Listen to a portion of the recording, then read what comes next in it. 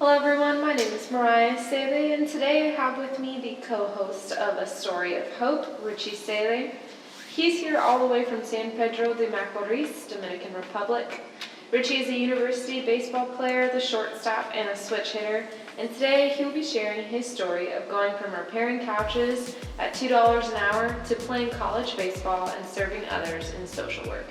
But before we dive in, Richie, I have a question for you. Who is a better player, Tatis Jr. or Francisco Lindor? Well, thank you so much first for the invitation. And even though Tatis Jr. is from my town, I think he's a good player who has a lot of potential, and he has the qualities kind of like Alex Rodriguez back in the 1998, 99. I think Tatis is better offensively, but I think defensively, I said Lindor is better player based on the statistics. Okay, fair enough. Well then let's jump into your history. I know you're from the Dominican Republic. Tell us what that's like. My country's a beautiful country. People are very energetic. Baseball is very popular down there. That's what we do as soon as we're like 5 years old. Go play baseball. So that's something that's in our blood. Merengue, something that we dance. We love dancing. Bachata. We're a very, very joyful people. Yeah. Growing up in the Dominican Republic is much different than growing up in the United States. What limitations did you face growing up in the DR? Growing up in the DR, it was very challenging for me. I went to college, but because of financial situation, I was able to go just for a year. That was challenging for me. Baseball is very challenging. So if you're not good at age 14, age 15, baseball is changing. So you don't have the opportunity to play in a good academy, so you can get a chance to play pro baseball at a higher level. So it was very challenging for me. So for me, the system, like I was skinny and I wasn't able to go to a great academy to actually get the opportunity to play professional baseball. So that was challenging. And one experience that it was very hard for me, it was when I played in the RBI 2016. I had a great year. I hit 400, like in baseball, I mean, that is great. But for some reason, I didn't get the chance to even classify to be in the top 15 of my town. So that was very heartbreaking for me. So I remember I went back home and I was crying, and I was crying like a baby, and I was like, Lord, whenever I am in a position of higher power, I want to be justice. I want to bring justice to people. I don't think it was fair what happened to me. So that was like very heartbreaking for me. Yeah, so what did you do to overcome these challenges you faced growing up? Well, I decided to study English. I saw English as a source of a good opportunity. In my mind, I was like, if I study English, I may be able to go to college in the United States. I may find a job here in the tourism area, so I can be a waiter and get a better job. So that's something I did, and I spent a lot of time studying English. In my country, there is a program that they provide English for free. It is 4 hours a day, 5 days a week. So I did that for a year, and I had the opportunity to interpret for organizations that American organizations that were able to help people down there in different villages. So I was able to help others, but also improve my English, and that's something that I spent time. And I decided to do like different things that brought me better skills, like repairing couches, getting paid like $2 per couch. So that was a way of income for me. So I developed skills and helped youth in my community. What practical things did you do to overcome these challenges you faced? I had the opportunity to have great family members that encouraged me to have hope and not to give up. So, as I said, 2016 I went to the RBI tournament. I didn't make it, not even to the top 15 of my town, and they encouraged me to like keep practicing baseball, which I was like kind of disappointed. And I went on 2017, and I had the opportunity to perform well, way better than the previous year. And I didn't take it too hard, whatever the coaches did the past year. And I decided to move on with that and okay, let me focus.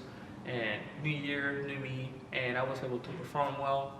And I had the opportunity to represent my country. 2017, we came to Florida. We played in a tournament, so that was a good opportunity for me to overcome my limitation based on my age, based on wherever I was playing. So I think that it is possible to have a second chance in life. What brought you from San Pedro de Macorís to Oregon, United States? That's a good question.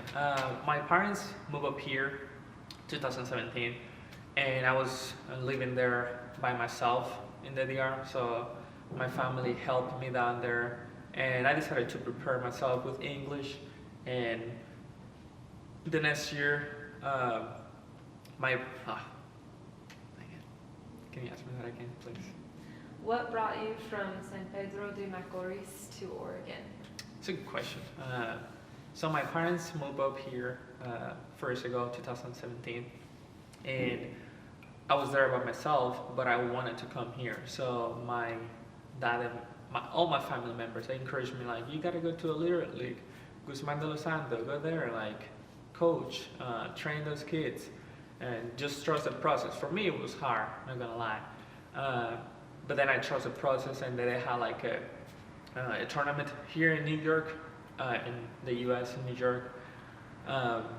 During that tournament, I was able to help, and then I came on a visit. Just enjoyed to see my parents up here in Oregon, and I started to go to different colleges, universities. Hey, like I want to play baseball. I'm from the Dominican Republic, and some schools were interested, some were not. So that was kind of disappointing for me. But one school suggested me to come to Corbin, and that's where I found a good opportunity. I was given the chance to play baseball, even though my age was, I was 19 at the time, so that was like considered old in my country. What brought you from San Pedro de Macorís in the Dominican Republic to Oregon, United States? My parents moved up here 4 years ago, and they were here, and I wanted to come visit them. So in the Dominican Republic, I was coaching a little league called Guzman de los Santos, and they had a tournament in New York. During that time, I went, trained with the kids, went to the tournament, and then I decided to come to Oregon to visit my parents, and I love it. Even though the weather is different, so I came on the summer, so that was good, and I visited my parents. I had a good community, Buen Pastor, a lot of great people. They helped me in many ways that I'm very thankful of, and I started to knock on doors, go to different universities, and some liked me, some did not. But the Lord opened the opportunity here at Corbin University, and it's been a great community for me so far. What challenges have you faced since you moved to the United States? Oh, the first challenge I faced here was for sure the language barrier. So Spanish is my first language, and in order to come to Corbin University, I needed to pass the TOEFL exam. That's an exam for international students. So that was the first challenge for me. I failed it back home, so I had to take it here to meet the requirements. So that was the first challenge I faced here, and the Lord helped me overcome that. Another challenge was coming to school and adapt to a new culture. That was very different for me, and people is very sarcastic in here. So that's something that I struggled very bad at the beginning. What helped you to overcome those challenges, and what are the fruits of that today? I think perseverance, but for sure hope. I think hope is crucial in my life, and I spent a lot of time in prayer, and that make a huge difference once you have hope and you spend time in prayer. And also, I had determination. I wanted to come here, finish my degree, and keep pursuing for like goals, and I was able to obtain that. And that's something that I want to share with others, that even though you'll have challenges, it is possible to overcome whatever is your situation. You mentioned the word hope. What does that word mean to you? The word hope means to me, it means that God is my source of help in my challenges. He will be there in the high times, He will be there in the low times. So I think God is my source of hope. And the way I can describe is the story of David and Goliath. Maybe in my situation, my Goliath was money, was my age, was being in the right place. So I had this big Goliath, and I was just this kid who was preparing to get an opportunity, but without the help of God, David wasn't going to be able to overcome or beat Goliath. So I think that we all are going to face battles in life, but we need the strength of God to overcome those battles. So that's how I can describe hope the best way. I think it's important to... So life is hard, I'm not gonna lie. Life is challenging, and especially in this season where we have like the COVID situation, and some people are afraid, and it is something new. And I feel like through like all the time in our life, we're gonna face situations that we did not expect it. And I think it is possible to trust God, who can change what was not expected to be way better than what we wanted. So in my case, in my mind, I want to learn English because I wanted to work at a hotel. But the Lord changed that to something that I wasn't expecting. Mm-hmm. Nice. Cool. I just want people to be ready to face challenges, because it is like our daily, it's going to happen on a daily basis. And the way, what are the sources to overcome those challenges? So I mentioned prayer, because I believe something that was impactful in my life was Philippians 4:6-7. I remember I was at church at one pastor. It was like a youth group, and I was like during that time listening to that sermon, and I was in that time of my life where I was like, oh, I don't know if I will go back home. Oh, I don't know if I will stay here in the U.S. And then when I heard to this Bible verse, it was like, oh, all I need to do is pray and trust God that He will help me overcome this season in life. So I want to use that example, and this is what I use in challenges that I'm facing. I'm like, okay, what have you done in the past? Like, are you equipped to face this new situation? What do you need to do? Trust the Lord and spend time in prayer, but also prepare yourself for that opportunity, like for that situation. Even though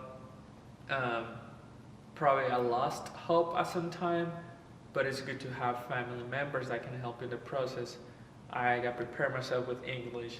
Even I kept practicing by myself and with the kids, like they helped me stay in shape. So you do what you can, control what you can control, and trust God in prayer. that's what I think hope is. It's in my experience, and I think it can help in other people's experience. Thank you for watching. This was our story of hope, and I hope you like it.